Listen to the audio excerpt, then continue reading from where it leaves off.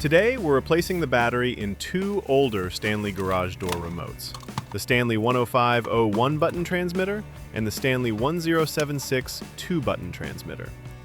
These remotes have nearly identical casings, and the battery replacement process is exactly the same for both models.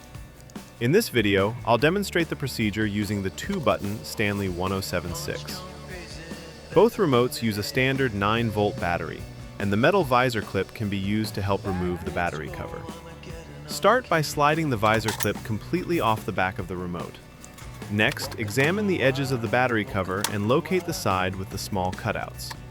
Insert the end of the visor clip into one of these openings and press it gently toward the side of the casing. The battery cover should release and come off easily. Use light pressure while opening it. Once the cover is removed, you will see the old 9-volt battery inside the compartment. The easiest way to remove it is to disconnect the battery wires first. Hold the snap connector itself and carefully pull it away from the battery terminals. Avoid pulling directly on the wires, as this could damage the connection inside the remote. Slide the old battery out of the compartment. Take your new 9-volt battery and slide it into the battery slot. Reconnect the snap connector to the battery terminals. The connector only fits correctly in one direction, so do not force it. Before reinstalling the cover, make sure the wires are fully inside the compartment and are not caught along the edge.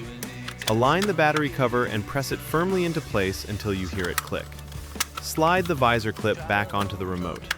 Finally, press the button and test the transmitter with your garage door opener. That's it! The battery replacement is complete for both the Stanley 10501 button remote and the Stanley 1076 2-button remote.